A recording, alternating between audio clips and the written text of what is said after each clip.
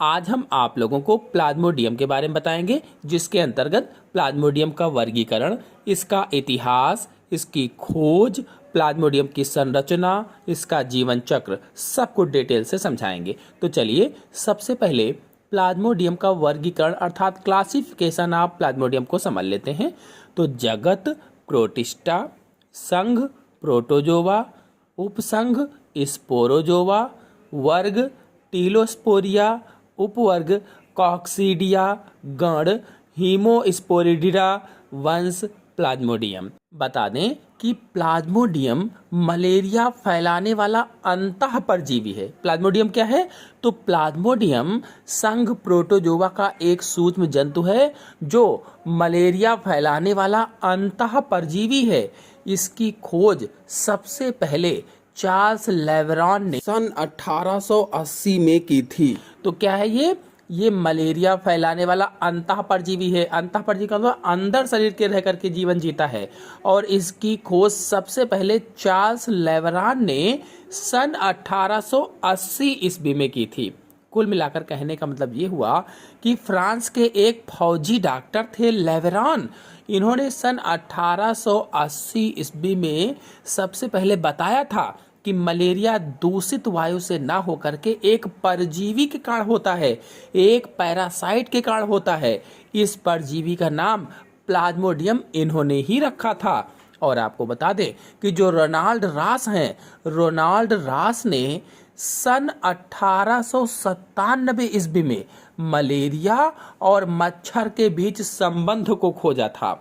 यानी क्या किया था रोनाल्ड रॉस ने? रोनाल्ड रॉस ने प्रथम बार सन 1897 या 98 में एनाफ्लीज मच्छर के आमाशय में प्लाज्मोडियम की उशिष्ट अवस्था को देखा था, और ग्रेसी तथा अन्य ने पूर्ण जीवन चक्र का अध्ययन किया था। आपको बता दें कि मनुष्य में प्लाज्मोडियम की 4 प्रमुख जातियां पाई जाती हैं। जो मनुष्य है इसमें प्लाज्मोडियम की 4 प्रमुख जातियां पाई जाती हैं। इस पर क्वेश्चन बनता है, ध्यान रखेंगे। जो विभिन्न प्रकार के मलेरिया ज्वर उत्पन्न करती हैं। कौन कौन से 4 प्रमुख जातियां हैं?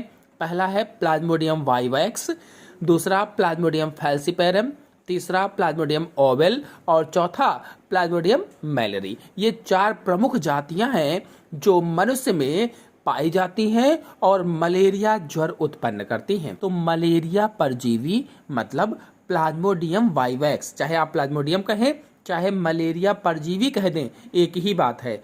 क्योंकि जो प्लाज्मोडियम सूक्ष्म जंतु प्रोटोजोवा का है, ये सूक्ष्म जंतु मलेरिया रोग उत्पन्न करता है और ये परजीवी है, इसीलिए मलेरिया परजीवी इसको कहा जाता है। तो मलेरिया परजीवी कहो या प्लाज्मोडियम वाइवैक्स कहो या प्लाज्मोडियम कहो, इसका जीवन चक्र 2 पोषदों में पूरा होता है। 2 पोषदों में, यानी ये द्विपोषदी होता है। मनुष्य प्लाज्मोडियम का प्राथमिक पोषद होता है, यानी जो मनुष्य है ये मुख्य पोषद होता है, प्राइमरी होस्ट होता है या प्रिंसिपल होस्ट होता है जो मनुष्य होता है।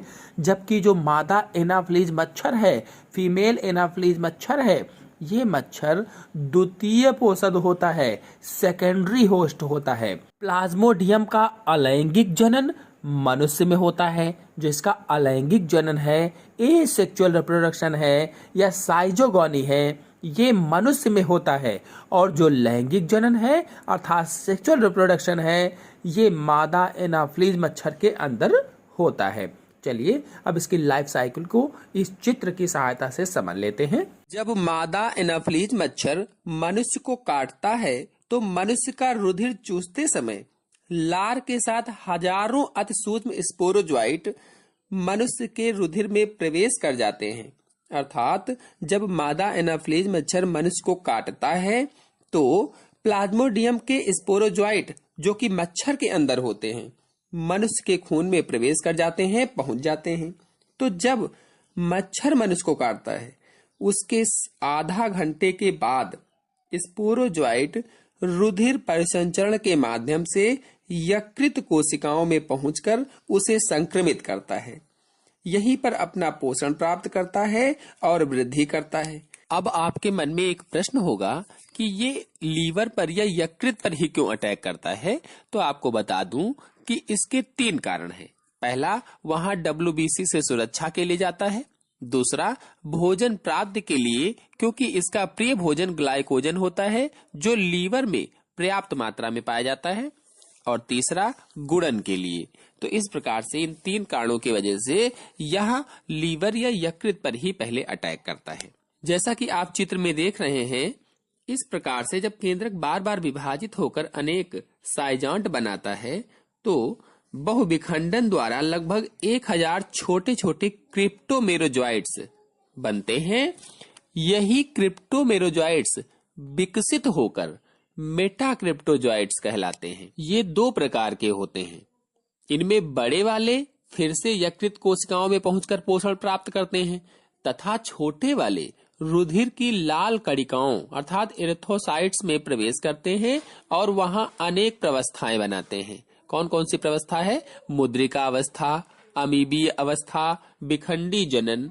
तो पहली अवस्था है मुद्रिका अवस्था। इसके बारे में जल्दी से संक्षिप्त रूप में जान लेते हैं। मुद्रिका अवस्था में मीरोजॉइट लाल रुधिराणुओं अर्थात एरिथ्रोसाइट्स के अंदर एक गोलाकार प्लेट नुमा ट्रोफोजॉइट में बदल जाता है, जैसा कि आप चित्र में देख रहे हैं। इसे सिग्नेट मुद्रिका अवस्था भी कहा जाता है। दूसरी अवस्था है अमीबीय अवस्था। इसमें ट्रोफोजॉइट में कूटपाद बनने लगते हैं। कूटपाद बनने से अमीबा की तरह दिखाई देता है। इस अवस्था में ट्रोफोजॉइट पोषद के लाल रुधिराणुओं के कोशिका द्रव्य से पोषक प्राप्त करके तीव्र गति से वृद्धि करता है।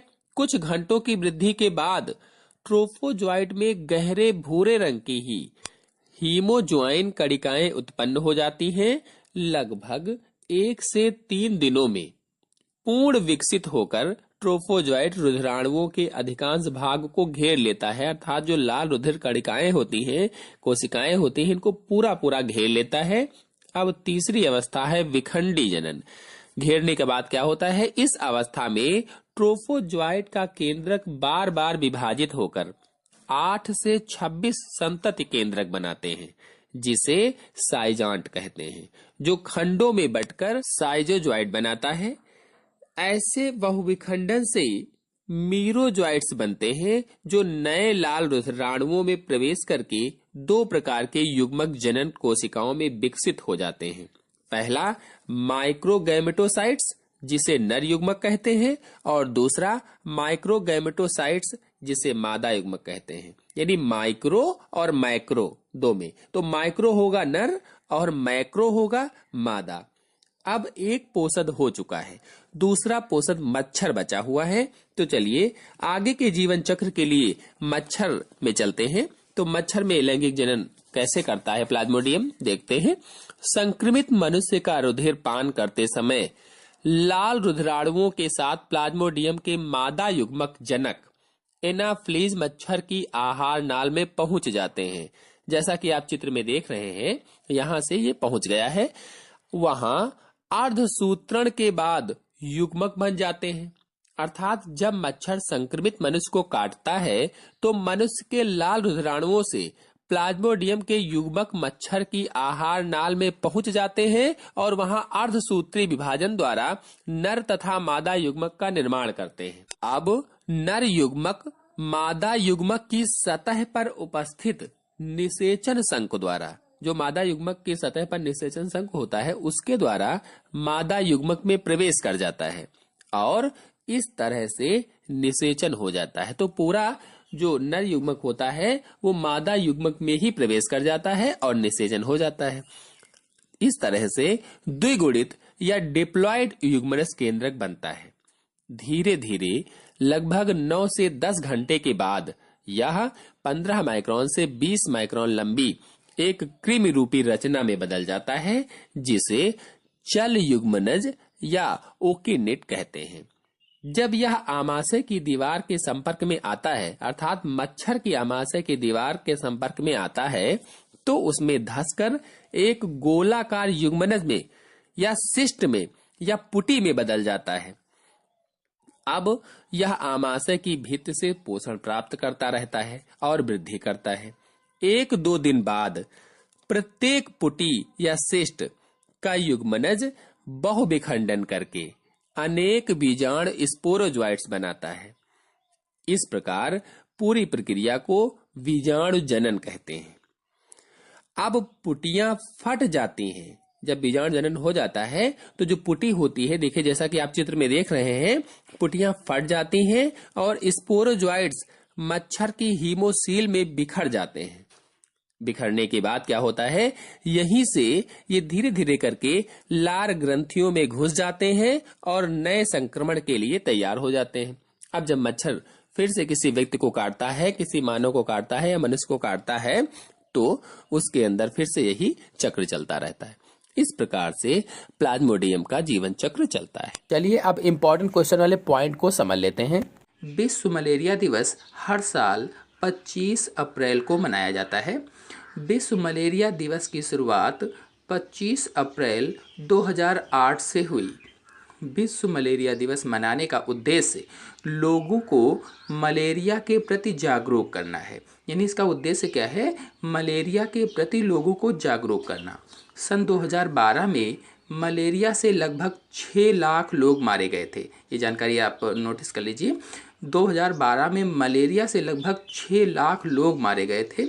अगला, मलेरिया एक प्रकार का बुखार है जो मच्छर के काटने से फैलता है।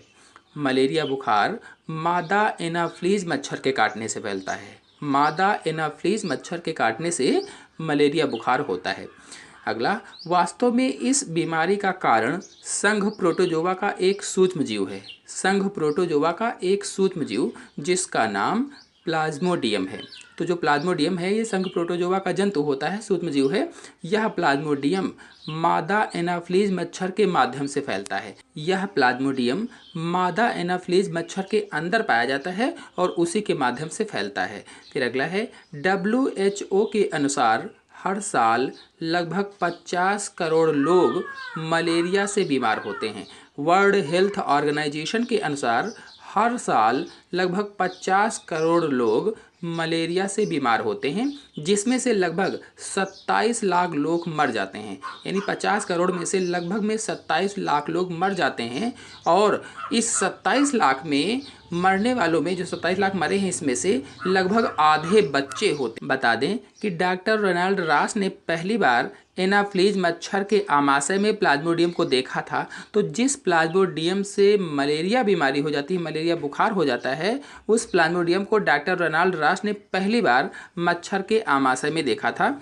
अगला, मनुष्य में प्लाज्मोडियम की 4 जातियां पाई जाती हैं जो मलेरिया बुखार पैदा करती हैं। यानी प्लाज्मोडियम की 4 जातियां कौन कौन सी, plasmodium vivax, plasmodium falciparum, plasmodium ovale और प्लाज्मोडियम मैलरी। ये 4 जातियां हैं प्लाज्मोडियम की जो मनुष्य में मलेरिया बुखार पैदा करती हैं। मलेरिया परजीवी अर्थात प्लाज्मोडियम। तो मलेरिया परजीवी होता क्या, वास्तव में जो प्लाज्मोडियम है यही मलेरिया परजीवी है जो संघ प्रोटोजोआ का जंतु है। तो प्लाज्मोडियम अपना जीवन चक्र 2 पोषदों में पूरा करता है, मतलब 2 जीवों में इसका जीवन चक्र पूरा होता है। पहला पोषद मनुष्य होता है और दूसरा पोषद मादा एनाफ्लीज मच्छर होता है। तो कुल मिलाकर देखा जाए तो प्लाज्मोडियम 2 लोगों में अपना जीवन चक्र पूरा करता है। पहला पोषद मनुष्य और दूसरा पोषद मादा एनाफ्लीज मच्छर होता है। यदि आप लोग मलेरिया परजीवी का जीवन चक्र देखना चाहते हैं अथवा प्लाज्मोडियम का जीवन चक्र देखना चाहते हैं तो मेरे चैनल में फुल वीडियो अपलोडेड है, आप लोग हमारे चैनल पर जा करके देख सकते हैं। उसमें मैंने डिटेल से चित्र सहित लाइव समझाया हुआ है। फिर आते हैं अगले पॉइंट पर। जब मादा एनाफ्लीज मच्छर मनुष्य का रुधिर चूसते हैं तो लार के साथ हजारों सूक्ष्म प्लाज्मोडियम मनुष्य के रुधिर में प्रवेश कर जाते हैं। यानी जब मादा एनाफ्लीज मच्छर मनुष्य के रुधिर को चूसता है तो उसकी लार से जो ये प्लाज्मोडियम सूक्ष्म जंतु है ये मनुष्य के रुधिर में प्रवेश कर जाता है और वहाँ पहुंचकर अपना आधा जीवन चक्र पूरा करता है। और आधा जीवन चक्र पूरा करने में इसी दौरान मनुष्य को मलेरिया बुखार आता है। मलेरिया परजीवी हमारे ब्लड में लाल रक्त कणिकाओं को संक्रमित करता है। हमारे ब्लड में 3 प्रकार की कणिकाएं पाई जाती हैं, लाल रक्त कणिकाएं, श्वेत रक्त कणिकाएं और रुधिर प्लेटलेट्स, जिसमें से लाल रक्त कणिकाओं को ये प्रभावित करता है। क्या आप लोगों को पता है कि जब मलेरिया परजीवी प्लाज्मोडियम मनुष्य के रुधिर में प्रवेश करता है तो किस अंग को पहले प्रभावित करता है, तो मनुष्य के यकृत पर पहुंचता है, यानी लीवर पर पहुंचता है। मतलब मलेरिया परजीवी रुधिर परिसंचरण के साथ यकृत या लीवर कोशिकाओं को संक्रमित करता है। अब आपके मन में प्रश्न होगा कि यकृत या लीवर पर ही क्यों पहुंचता है। मलेरिया परजीवी को यकृत पर पोषण के लिए पर्याप्त पोषक तत्व मिल जाते हैं, इसलिए ये यकृत पर पहुंचकर वहां अपना जीवन चक्र चलाता है।